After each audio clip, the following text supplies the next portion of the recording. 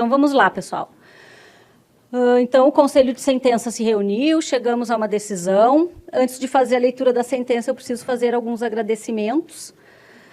Em primeiro lugar, eu quero agradecer aos servidores do Poder Judiciário, em especial aos da comarca de Porto Alegre, que as pessoas não sabem, mas para realizar um júri desse tamanho, são muitas mãos, é muita gente trabalhando há bastante tempo, desde que o júri foi designado. Nós temos servidores aqui abnegados, trabalhando, prestando um serviço à sociedade. Como vocês devem saber, o nosso Tribunal de Justiça é um dos mais produtivos do país e é, sem dúvida nenhuma, graças a esses nossos servidores. E aproveito, então, que hoje é o Dia do Servidor Público para homenageá-los, os meus agradecimentos e lamentar publicamente toda essa perseguição que é feita aos servidores públicos. Que isso tenha um fim, porque o que se fala do serviço público não é verdade. Agradeço ao meu gabinete, Lorenzo, Carol, Paulo e Duda, que também prestaram um serviço, me ajudaram o tempo todo, né, desde a organização do plenário, pesquisas, minuta, pedido de hotel, tudo isso, gente, a gente faz daqui. Agradeço ao meu cartório, na pessoa da gestora Ana Flávia, também nos ajudaram muito. Aos oficiais de justiça, em especial os que trabalharam hoje, a Helena, a Mônica, o César, o Jorge, a Cerise e o Yuri. Muito obrigada, pessoal. O júri não teria dado certo sem vocês. Agradeço a Karine e a Daiane, que cuidam da nossa copa e da nossa limpeza. Sem vocês, também o nosso júri não teria saído bem como saiu. A segurança judiciária e aos terceirizados da segurança, que também foram incansáveis para garantir que o júri ocorresse de forma segura, de forma ordenada. Agradeço aqui em nome da pessoa do André, que está ali, que desde que ficou sabendo que o júri ia sair, está atrás para nos ajudar, para que tudo funcionasse na ordem. Ao Ministério Público, doutora Amorim, doutora Lúcia, temos nossas divergências doutrinárias, doutor. Já viramos até notícia, né? Pelas nossas divergências. Mas somos amigos. E posso dizer que é uma honra trabalhar ao lado de vossas excelências. Oi? Do YouTube, é. Agradeço aos advogados, doutores, a bancada da defesa. Muito obrigada pelo trabalho respeitoso, pelo trabalho dedicado.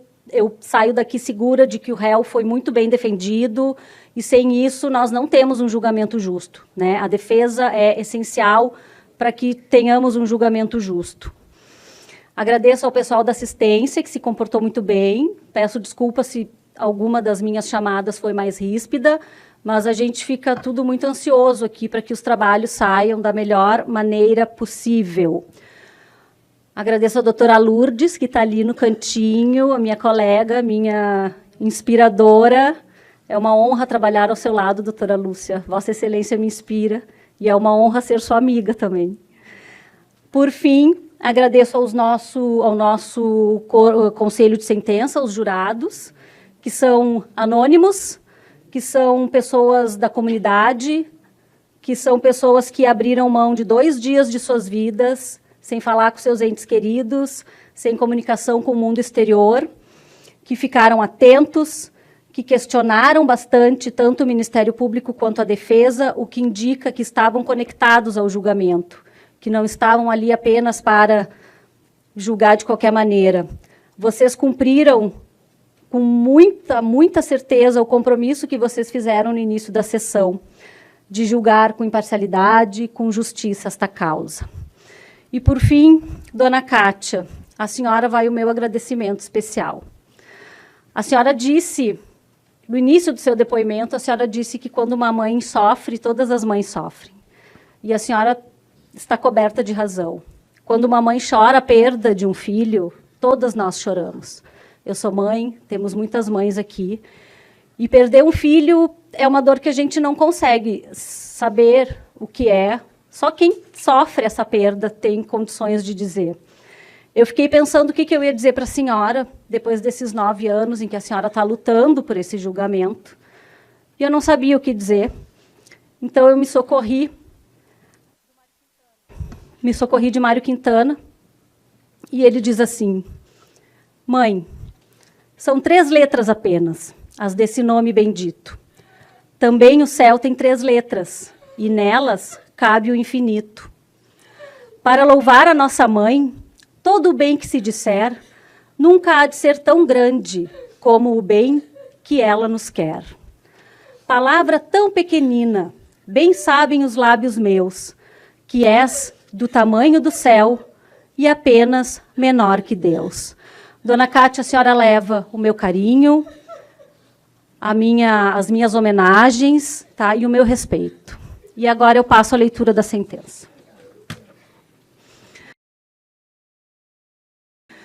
Jefferson Almiro Lopes Goulart, identificado nos autos, foi pronunciado como incurso nas sanções do artigo 121, parágrafo 2º, incisos 4º e 5º, e parágrafo 4º, e também artigo 217-A, ambos combinados com o artigo 61, inciso 2º, a linha F, todos do Código Penal. O réu foi submetido a julgamento hoje perante o Tribunal do Júri desta comarca, ocasião em que o Conselho de Sentença, ao analisar o mérito da causa, decidiu por condenar o réu nos termos em que pronunciado. Assim, em conformidade à decisão do Colendo Conselho de Sentença, declaro Jefferson Almiro Lopes Goulart, qualificado nos autos, condenado nas sanções do artigo 121, parágrafo 2º, inciso 4º e 5º, e parágrafo 4º, e do artigo 217 caput, ambos combinados com o artigo 61, inciso 2º, a linha F, todos do Código Penal. Passo a dosar a pena. Primeiro fato, artigo 121, parágrafo 2º, incisos 4º e 5º, e parágrafo 4º. Utilizo o recurso que dificultou a defesa da vítima como qualificadora do crime. Pena base, análise das circunstâncias judiciais do artigo 59 do Código Penal. A culpabilidade, entendida como a reprovabilidade social da conduta, merece maior censura do juízo, porquanto ultrapassa o ordinário dos crimes de homicídio. Conforme consta dos autos, o réu, à época dos fatos, era tenente da Brigada Militar, cuja missão, segundo consta no site da instituição, é proteger a sociedade, contribuindo para a qualidade de vida e o desenvolvimento do Rio Grande do Sul. É evidente, então, que Jefferson tinha mais do que qualquer outro cidadão o dever de agir de forma distinta, zelando e protegendo a vida. A prática de crime doloso contra a vida de uma criança, mediante disparo de arma de fogo na cabeça, demonstra enorme desconsideração pela vida e evidencia a necessidade de exasperação da pena. O acusado não ostenta maus antecedentes, pois é primário, conforme certidões acostadas aos autos. A análise da personalidade do sentenciado, na esteira da jurisprudência mais atualizada do STJ, resulta na análise do seu perfil subjetivo, no que se refere a aspectos morais e psicológicos, para que se afira a existência de caráter voltado à prática de infrações penais, com base nos elementos probatórios dos autos, aptos a inferir o desvio de personalidade de acordo com o livre convencimento motivado, independentemente de perícia. No caso, há diversos depoimentos nos autos que informam que o réu se relacionava de forma imprópria com menores de idade, inclusive com alegações de testemunhas em plenário, no sentido de terem sido abusados sexualmente. Ainda que tais alegações não tenham gerado condenações criminais, entendo que é possível considerá-las para contextualizar a personalidade desviada do réu, em especial diante do fato de a vítima ter, na data do crime, 12 anos, o que coincide com a idade aproximada da testemunha, e aí eu cito o nome da testemunha e de uma informante, que à época dos fatos por eles narrados envolviam toques e condutas e tinham a mesma idade da vítima. Não há elementos suficientes para determinar a conduta social do acusado, mantendo-se a circunstância neutra. O motivo do crime, vinculado ao interesse em ocultar outro crime, é objeto da qualificadora acolhida pelo Conselho de Sentença e será considerada na segunda fase da dosimetria. As circunstâncias que dificultaram a defesa da vítima são objeto da eu já li isso aqui, perdão. As consequências extrapolam a normalidade do crime. O fato... eu não li isso aqui, perdão, pessoal, me perdi. Vou voltar. O motivo do crime, então, vinculado ao interesse em ocultar outro crime, é objeto da qualificadora acolhida pelo Conselho de Sentença e será considerada na segunda fase como agravante. As circunstâncias que dificultaram a defesa da vítima são objeto da qualificadora acolhida pelo Conselho de Sentença e foi considerada para a qualificação do crime, não podendo ser novamente considerada em desfavor do réu, sob pena de bis in idem. As consequências extrapolam a normalidade do crime. O fato de a vítima ter menos de 14 anos é circunstância objetiva e caracteriza a majorante que será analisada na terceira fase da dosimetria. Não obstante, Andrei era sobrinho do sentenciado, filho de sua irmã com quem, conforme relatado nos autos, mantinha excelente relacionamento. O crime, portanto, não atingiu apenas o adolescente, mas impactou toda uma família, que se desestruturou de forma definitiva, muito embora, segundo consta dos autos, fosse bastante unida por vínculos afetivos antes do crime. O comportamento da vítima em nada interfere na dosimetria. Assim, em vista das circunstâncias do artigo 59 do Código Penal, 3 das quais são negativas, incremento a pena base em 1/6 para cada uma, no que equivale a 6 anos, adotando o critério utilizado pelo STJ, e fixo a pena base em 18 anos de reclusão. Me consegue uma aguinha? Pena provisória, análise das agravantes e atenuantes. Reconhecidas 2 qualificadoras pelos jurados, quais sejam o recurso que dificultou a defesa da vítima e prática do crime para assegurar a ocultação de outro crime, utilizada a primeira para a qualificação do delito, é possível que a segunda seja considerada para incremento na pena base ou, se for o caso, como circunstância agravante, quando for assim prevista no Código Penal. Considerando que foi reconhecida a qualificadora para assegurar a ocultação de outro crime, igualmente prevista como agravante no artigo 61, inciso 2º, a linha B, no Código Penal, aplico a circunstância nesta fase.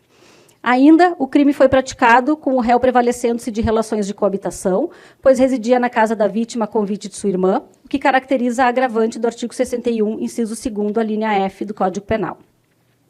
Presentes, então, 2 circunstâncias, incremento a pena em 1/6 para cada uma, o que equivale a 6 anos, restando a pena provisória fixada em 24 anos de reclusão. Pena definitiva, análise das majorantes e minorantes. Presente a causa de aumento do parágrafo 4º do artigo 121 do Código Penal, porque o crime foi praticado contra pessoa menor de 14 anos, incremento a pena em 1/3, que equivale a 8 anos, e fixo a pena definitiva em 32 anos de reclusão.